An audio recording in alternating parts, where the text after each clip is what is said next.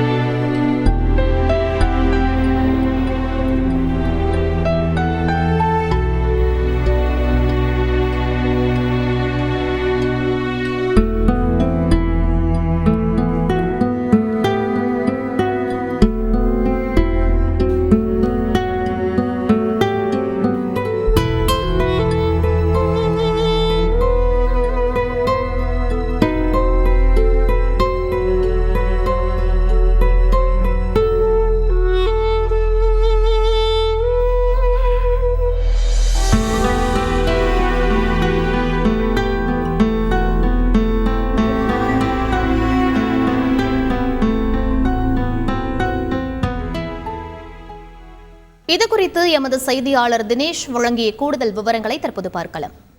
சனிக்கிழமை முதல் தூத்துக்குடி மாவட்டத்தில் பரவலாக மழை பெய்ததன் காரணமாக தொடர்ந்து பல்வேறு பகுதிகளில் மிக கனமழை பெய்தது. இதன் காரணமாக நாம் இருக்கக்கூடிய பகுதியானது தூத்துக்குடி திருவிக நகர் பகுதியில் நாம் இருக்கோம். இந்த பகுதியில் கிட்டத்தட்ட அந்த மழை பெய்ததின் போது கிட்டத்தட்ட 8 அடிக்கு மேல் இந்த அதிகப்படியான மழை நீர் தேங்கியதை பார்க்க முடியுது.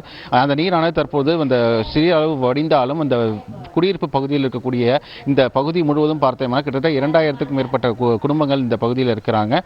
இந்த பகுதி முழுவதும் தற்பொழுது அந்த மழைநீர் இன்னும் வடியாமலேயே இந்த பகுதி முழுவதும் காட்சியளிக்கிறது. தொடர்ந்து இந்த பகுதியில் அத்தியாவசிய தேவைகள் பொருட்களை வாங்குவதற்காக தொடர்ந்து பொதுமக்கள் மிக பெரும் ஒரு சிரமத்தை சந்தித்து வருகின்றனர். மேலும் இந்த பகுதியில் இருக்கக்கூடிய பொதுமக்கள் இந்த மழைநீர் முழுவதும் சூழ்ந்திருக்கும் நிலையில் அவர்கள் எந்த மாதிரியான பிரச்சனைகளை சந்தித்து வருகிறார்கள் என்று அவர்கள் நேரடியாக கேட்கலாம். அம்மா வணக்கம். நீங்க இந்த மழை ரொம்ப இந்த இது வரைக்கும் வரலாறு காணாத ஒரு மழை பெஞ்சிருக்கு. நீங்க என்ன மாதிரியான பிரச்சனைகள் சந்திச்சுட்டு வரீங்க? அன்னையிலேருந்து உங்களுக்கு எப்படி இந்த மழை பெஞ்சதுலேருந்து நீங்க என்ன? தூத்துக்குடி மாவட்டத்துக்கே இன்னைக்கு இப்போ பெய்திருக்கிற மாதிரிலாம் ஒரு வரலாறு காணாத ஒரு மழை தான். இந்த அளவு தண்ணியே இந்த ஏரியாவில் நாங்கள் இதுவரை பார்த்ததே இல்லை. ஏதோ ஒரு 2 அடிக்கு தண்ணி வரும்னு சொன்னாங்க. 2 அடி வரும்னா அதுக்கு தக்கன நாங்கள் பொருட்களை நகட்டி வச்சோம். இப்போ பார்த்தா அது 5 அடி 6 அடிக்கு அளவுக்கு தண்ணி வீட்டில் உள்ள பொருட்கள் எல்லாமே சேதம். TV, fridge, washing machine, mixie, இது எல்லாத்தையுமே நாங்கள் திரும்ப வாங்கினா எங்களுக்கு லட்சக்கணக்காக ரூபாய் வேணும். இப்போ இதெல்லாம் எங்களுக்கு அரசாங்கம் எப்படி தந்து உதவும்? 2வது அவங்க வீடை மட்டும் பார்ப்பாங்க, ஆனால் வீட்டுக்குள்ளே இருக்கிற நிலைமை தெரியாது. லோனு போட்டு வீடை கட்டியிருப்போம். நாங்கள் அந்த லோனை கட்டுறதுக்கு நாங்கள் சிரமப்பட்டுக்கிட்டு இருப்போம். அப்புறம் வாழ்வாதாரம், பச்சை குழந்தைங்க நைட்டு விடிய அழுகுறாங்க. கொடுக்க பால் கிடையாது, கடைகள் கிடையாது, போய் வாங்க முடியலை. இருக்கிற அரிசியை கஞ்சி வச்சு குடிக்கலாம். மற்ற பொருட்களுக்கு என்ன பண்ணுறது? ஒரு வீடு அவங்க தேவைக்கு மட்டும்தான் வாங்கி வச்சுருப்பாங்க பொருட்களை. பக்கத்தில் அவங்களுக்கு உதவி செய்யணுன்னா கூட எங்களுக்கு கஷ்டமாக இருக்குது. அவங்களுக்கு செய்ய முடியலையேங்கிற வருத்தம் வருது. நம்மகிட்ட அந்தளவு பொருள் இருக்கணும்ல. காய்கறி ஒரு நாள் 2 நாளைக்கு நம்ம வச்சுருப்போம்.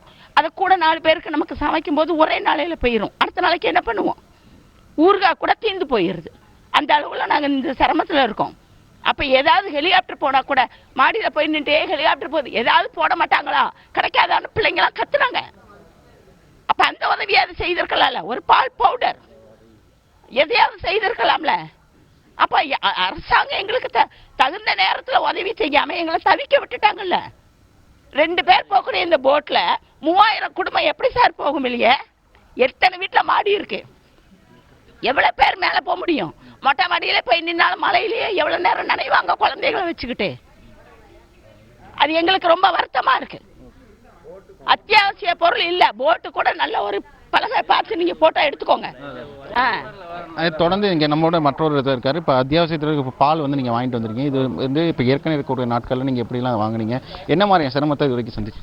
வெளியில் பால் காலைல 5 மணி போட்டுருவாங்க. இப்போ 3 கிலோமீட்டர் போய் வாங்கிட்டு வந்திருக்கு. வெளியே அதுவும் கிடைக்க மாட்டேங்குது. பால் கிடைக்க மாட்டேங்குது. நாங்கள் சாப்பிடுவோம், பிள்ளைகள் என்ன சாப்பிட பால் வாதாரம் என்ன இருக்குது? யார் பார்க்க அதாவது மேலே கூட பறக்காங்க. யாரும் எதுவுமே போடலை. அவங்க உடனே மேலே இந்த போட்டோ வச்சு நாங்கள் நேற்று ஃபுல்லாக கழுத்தில் தண்ணிக்கு தான் அலைஞ்சிருக்காங்க பையங்க. நீங்கள் பேசுங்கக்கா. கடந்த 4 நாட்களாக நாங்கள் சாப்பாடு இல்லாமல் தவிச்சிட்டு இருக்கிறோம். தண்ணியில் இப்படி நிலைமையில் இருக்கிற யாருமே வந்து எட்டி பார்க்கவே இல்லை எங்களுக்கு. இப்படி இருந்தால் எப்படி நாங்கள் வாழ்வாதாரம் பாதிக்கப்படுது இல்லையா? போக முடியல. 3 வேளை சாப்பாட்டுக்கு நாங்கள் என்ன பண்ணுவோம் ஏது பண்ணுவோம் கொஞ்சம் கூட யாருமே வந்து எட்டி பார்க்காம இருக்காங்க, உணர்வு இல்லாமல். இப்போ என்ன செய்ய சொல்லுங்கள், நீங்கள் தான் முடிவு சொல்லணும். இப்படி பண்ணனா எப்படி நிர்வாகம் பண்ணி எப்படி நாங்கள் வாழ்வாதாரத்தை பாதிக்கப்பட்டிருக்கிறோம் சரிங்களா? வீட்டில் இருக்கிற பொருளெல்லாம் கிட்டத்தட்ட ஒரு 5 லட்ச ரூபாய்க்கு மேலே பொருளெல்லாம் இருக்குது. டிவி, ஃப்ரிட்ஜு, வாஷிங் மிஷினு டோட்டலாக அவுட்டு. இப்போ எல்லாமே அவுட்டு கேஸ்லேருந்து. இப்போ எப்படி எங்களை நாங்கள் பாதுகாத்துக்கிறது? என்ன மாதிரி அரசாங்கம் வந்து இதுக்காக எங்களுக்கு வந்து உதவி செய்ய போகிறீங்க சரிங்களா? போன்ற இந்த பகுதியில் இருக்கக்கூடிய பொதுமக்கள் ஒரு சிறிய ரக போட்டை ரெடி செய்து அது மூலமாக இந்த அத்தியாவசிய பொருட்களை வாங்கி இந்த பகுதி மக்கள் வந்து உதவி வருகின்றனர். தற்போது இந்த பகுதியில் இருக்க இன்னொருத்தரும் கேட்கலாம். இந்த கடந்த மழை பெஞ்சது நிறைய பாதிப்புகள் ஏற்பட்டு இந்த பகுதியில் என்னென்ன எவ்வளோ மக்கள் இருக்காங்க, இங்கே என்னென்ன தெருக்களில் என்னென்ன மாதிரி பிரச்சனைகள் இருக்குது? இதில் ஒரு 3000 குடும்பம் இருக்காங்கண்ணே. இதில் ஒரு 3000 குடும்பம் வச்சுட்டு வராங்க. என்னென்ன தெருன்னு சொல்லி இதில் வந்து இந்திரா நகர், திருவிக்கி நகர், SS நகர், JJ நகர்னு சொல்லி இந்த பகுதியெலாம் வந்து ஃபுல்லாகவே வந்து கம்ப்ளீட்டாகவே முங்கிச்சு பார்த்துக்காங்க. இப்போ நாங்கள் இருக்கிற பகுதி கூட கொஞ்சம் மேட்டு பகுதி. பார்த்துக்காங்க. இன்னும் தெற்கு கொஞ்சம் தள்ளி போனீங்கன்னா சுத்தமாக ஒரு 12 அடிக்கு தண்ணி வந்துட்டு அந்த வீட்டில் உள்ள எலக்ட்ரானிக் பொருள், பைக்கு எந்த இதுவுமே கிடையாது. இப்போ அவங்க வாழ்க்கை ஆரம்பிக்கணும், புதுசாக தான் ஆரம்பிக்கணும், அந்த ஸ்டேஜுக்கு வந்துட்டாங்க. இதுக்கப்புறம் அவங்க ரொம்ப தத்துறீங்க. இப்போ உள்ள ஸ்டேஜுக்கு அவங்க சாப்பாட்டுக்கு ரொம்ப சிரமமாக இருக்குது. யாரும் மாடி விட்டு இறங்க முடியல. மாடி இல்லாதவங்க பக்கத்து வீடுகளில் அப்படி ஏறி இருக்கிறாங்க. ஆனாலும் ரொம்ப சாப்பாடுக்கு சிரமம். சமையல் பண்ணுறதுக்கான அந்த கேஸ் கிடையாது, எல்லாமே அடிச்சுட்டு போயிடுச்சு. அடுப்பு எல்லாமே போயிடுச்சு. இப்போ வந்து அவங்களுக்கு சாப்பாட்டுக்கு வந்து அதை கூட செய்கிறதுக்கு இந்த கவர்மெண்ட்டு நம்ம இந்த மாநகராட்சியிலேருந்து எங்களுக்கு வந்து யாருமே இது வரைக்கும் வரவே இல்லை. எல்லோரும் மெயினில் வர்றாங்க, தண்ணி அதிகமாக இருந்தாலும் அப்படியே பார்த்துட்டு போயிடறாங்க. அப்போ உள்ள ஆளுக்கு என்ன செய்யணும்னு சொல்லி அவங்களுக்கு தெரியல.